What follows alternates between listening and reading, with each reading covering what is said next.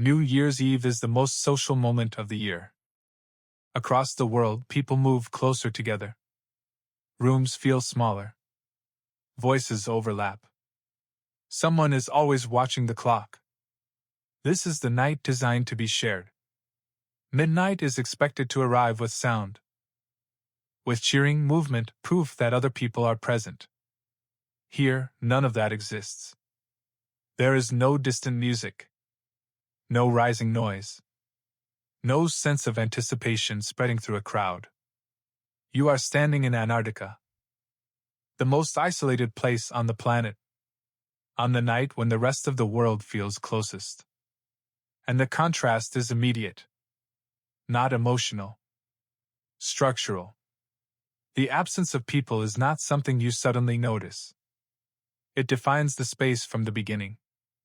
Nothing gathers here. Nothing prepares. There are no signals that this night is different from the one before it. No decorations. No shift in lighting. No change in routine. Antarctica does not acknowledge holidays. It does not respond to calendars. It does not slow down or speed up because humans agree that something matters. It simply continues. The idea of New Year's Eve exists somewhere else. Beyond the ice, beyond the ocean, beyond distances that no longer feel measurable. Here, there is no build-up. The day does not feel like it is ending. The year does not feel like it is turning. Time does not narrow toward a moment. It stretches evenly in all directions. This is not loneliness in the way people usually describe it. Loneliness implies comparison. Remembering what it feels like to be surrounded by others. This feels different.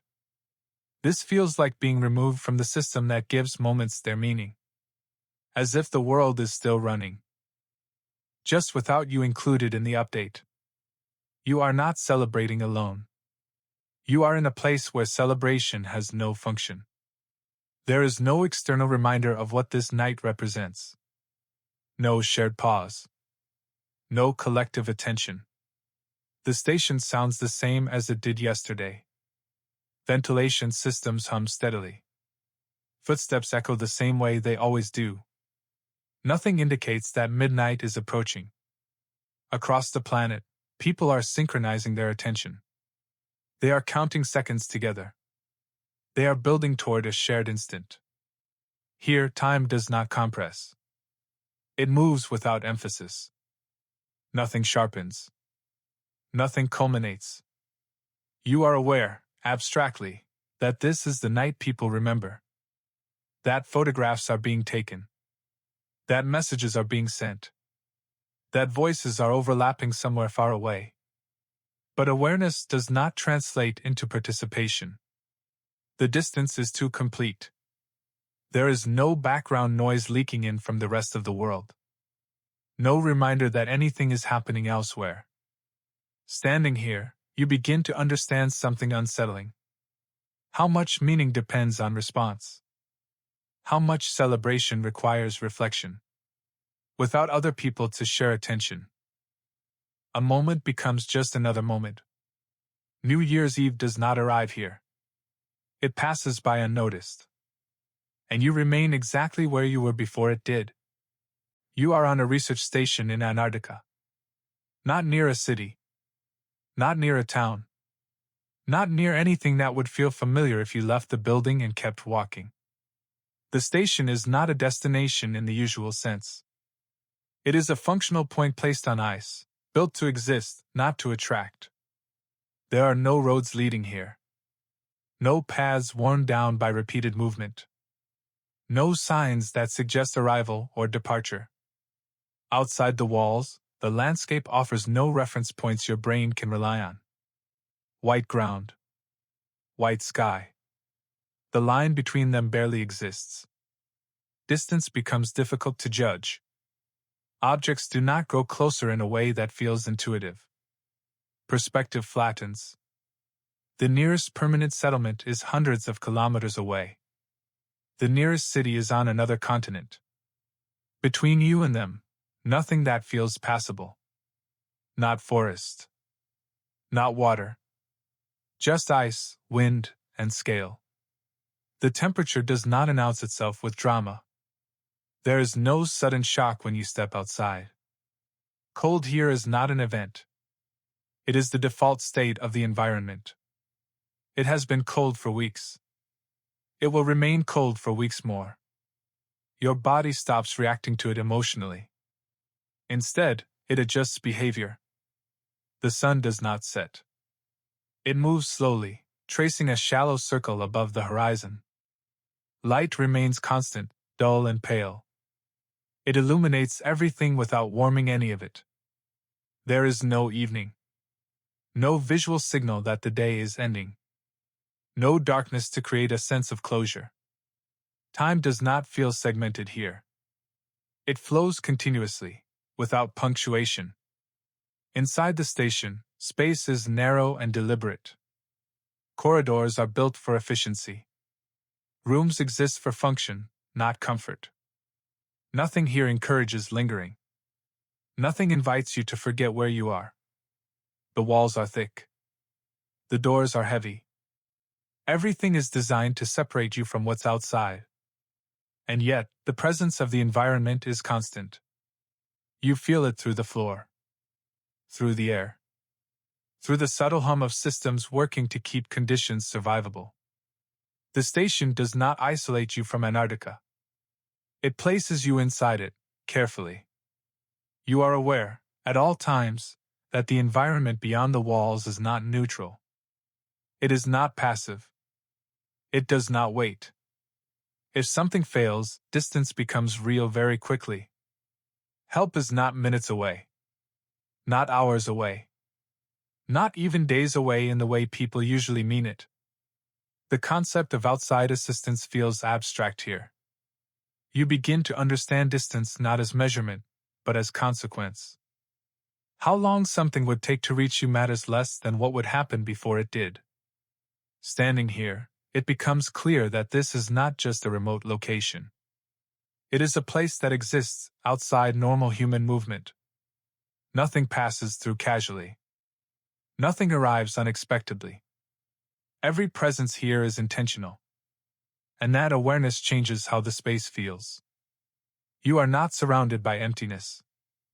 You are surrounded by absence. Absence of noise. Absence of variation. Absence of anything that suggests the world is nearby. The station feels less like a building in a place, and more like a pause carved out of the environment. A temporary pocket of human structure, suspended in something much larger. And as you stand here, preparing to let another year pass, you realize that being somewhere in Antarctica feels very different from being anywhere else on Earth. Here, location is not about where you are. It's about how far away everything else has become. Isolation here is not something you feel suddenly. It doesn't arrive as an emotion. It doesn't announce itself. It doesn't escalate dramatically. It simply exists, and becomes noticeable only when you realize what is missing. There is no background noise of the outside world. No distant traffic. No unpredictable sounds passing through walls. The environment does not produce casual noise. Sound here is deliberate. It exists only when something causes it. You hear doors more clearly. Footsteps echo longer than expected. Your own breathing becomes noticeable in quiet moments.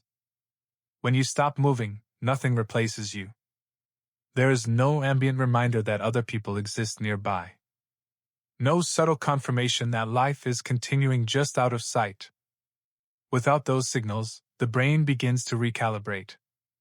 You become more aware of your own presence, of your own movements, of how much noise you create simply by existing. Even small actions feel louder than they should. A cup placed on a table.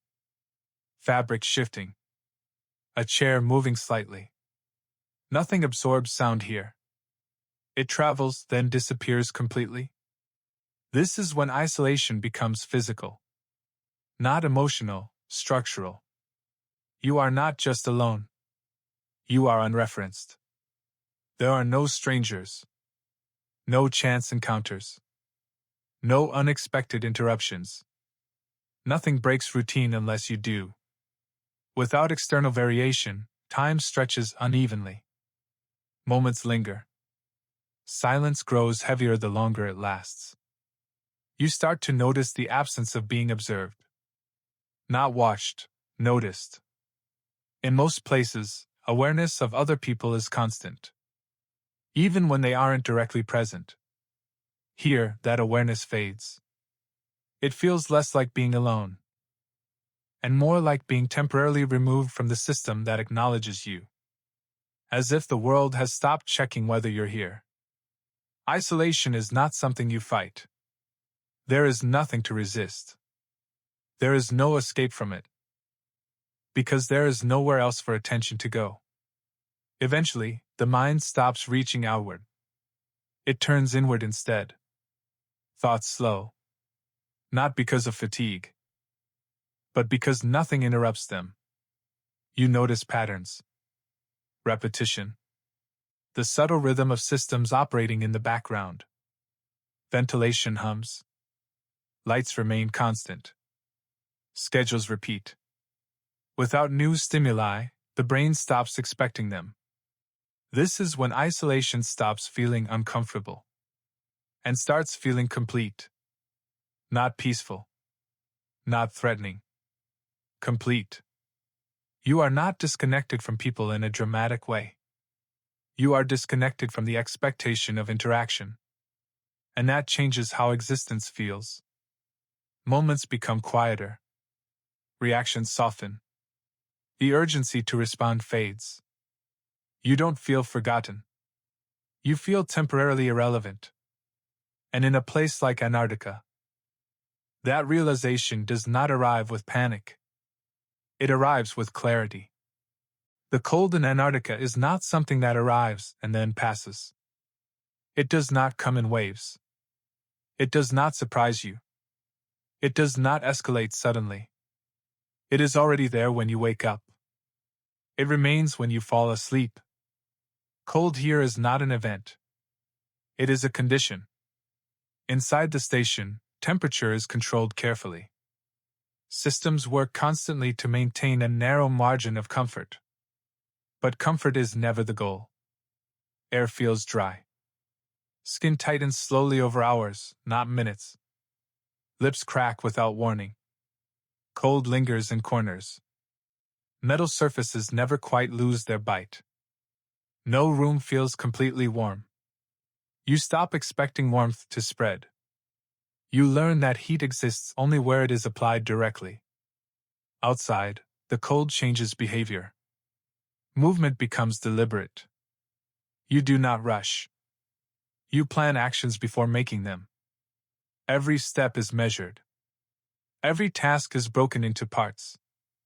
You learn to think ahead. How long you will be exposed. What you will touch. How quickly you can return inside.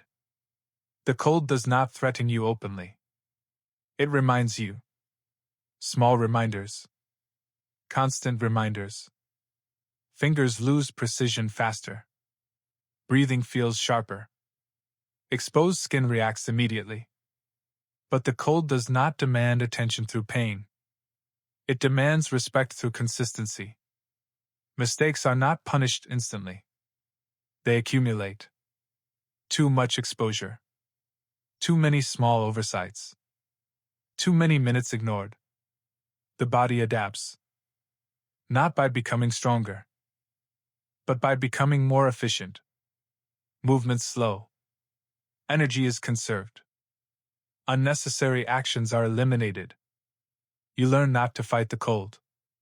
There is nothing to fight. You cooperate with it instead.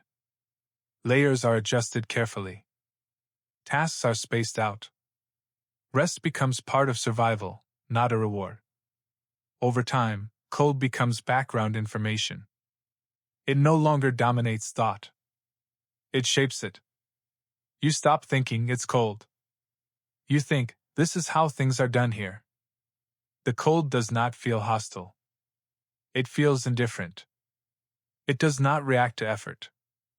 It does not acknowledge endurance. It simply exists. And in that indifference, you begin to understand something important. This is not a place where resilience is dramatic.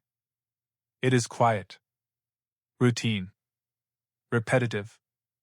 Cold here does not test bravery. It tests consistency. Every day, the body adjusts slightly. Every day, behavior refines itself. Not to overcome the environment, but to exist within it. By the time New Year's approaches, the cold no longer feels like an obstacle.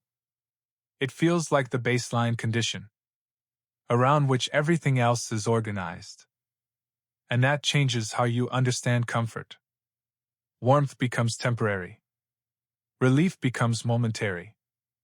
Stability becomes the real achievement. Cold does not dominate your attention anymore. It frames it. Time behaves differently in Antarctica. Not because clocks stop working, but because nothing around them changes.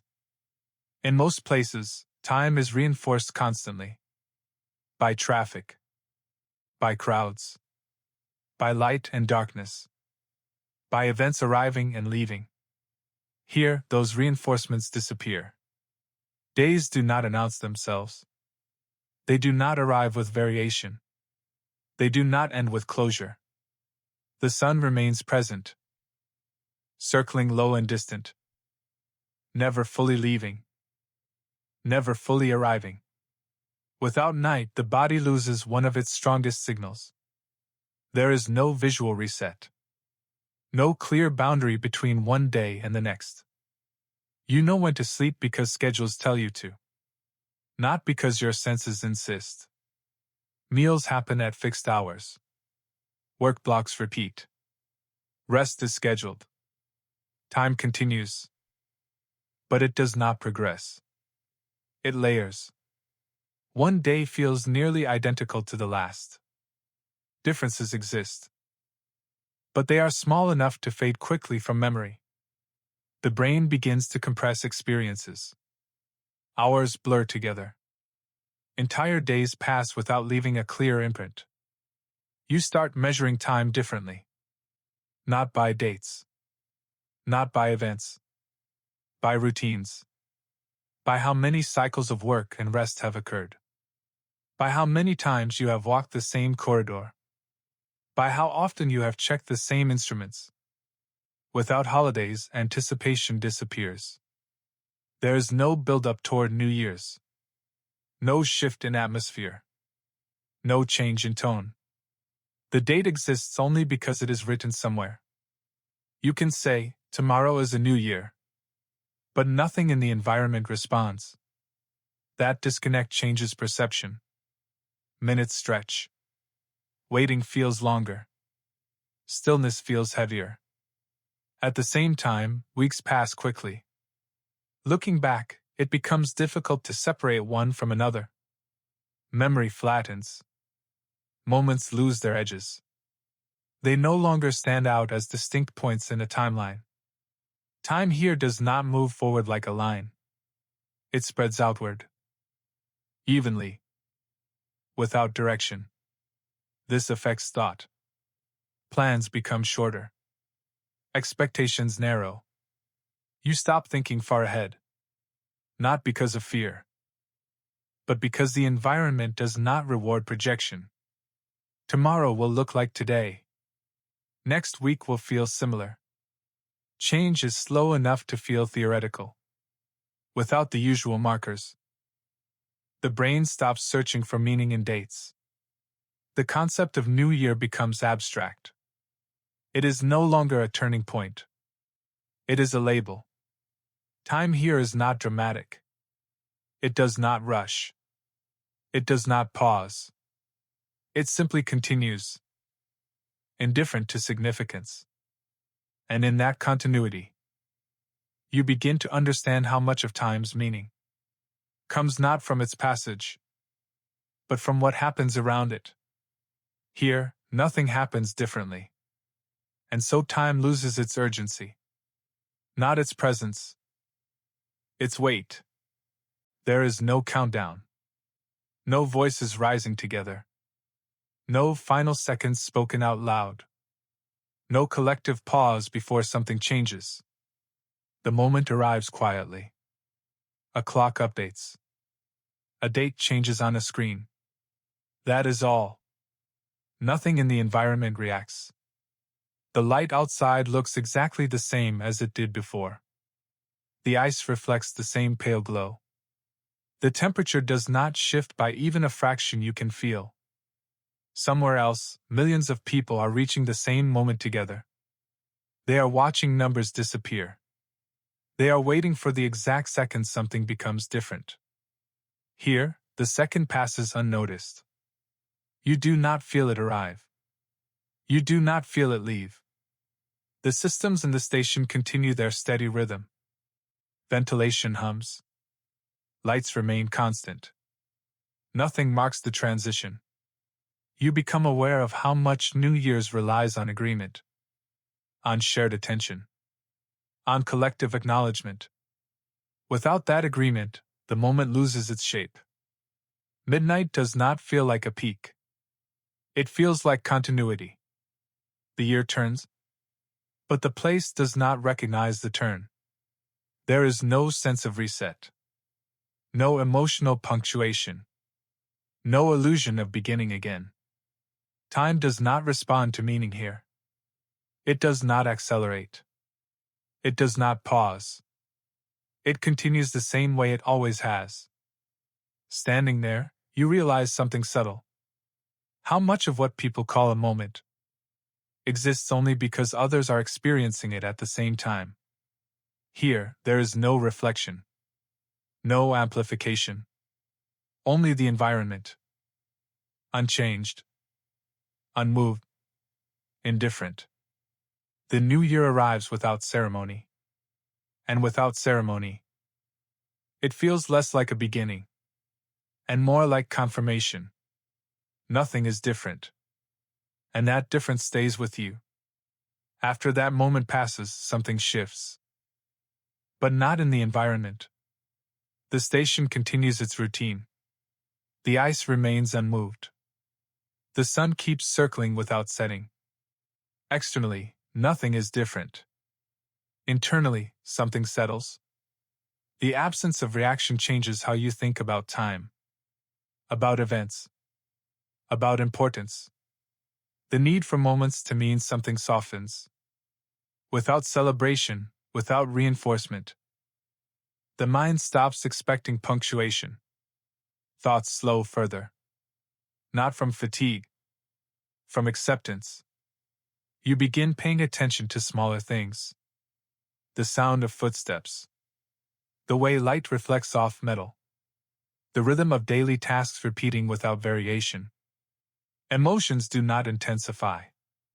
They flatten. Not emptiness. Not sadness. A quieter, heavier neutrality. The mind adapts by reducing contrast. High points disappear. Low points soften. Everything moves toward the middle. You stop waiting for something to happen. You stop anticipating change. And in that absence of expectation, a strange clarity emerges. Without performance. Without reaction. Without the need to mark time. Existence becomes simpler. Not easier. Simpler. This is why places like this stay with people. Not because of hardship. Not because of danger. But because of what remains. When distraction is removed, you are left with awareness. With routine. With presence. And that presence does not disappear. When you eventually leave, it becomes something you carry. New Year's passes completely. The date changes. The station continues. The ice does not respond. Nothing here acknowledges that anything important has happened. And yet, something has. Not in the place. In you. Antarctica does not celebrate. It does not remember. It does not mark time. It simply remains. And for a moment, so do you.